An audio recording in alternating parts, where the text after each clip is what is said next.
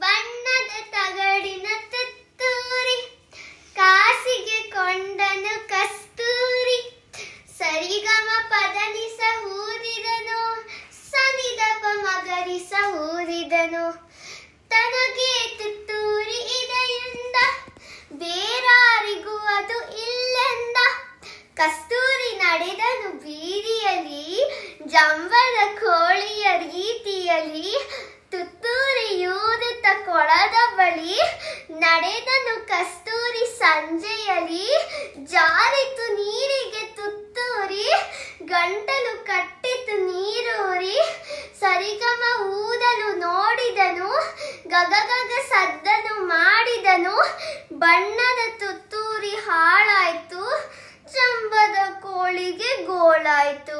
Thank you.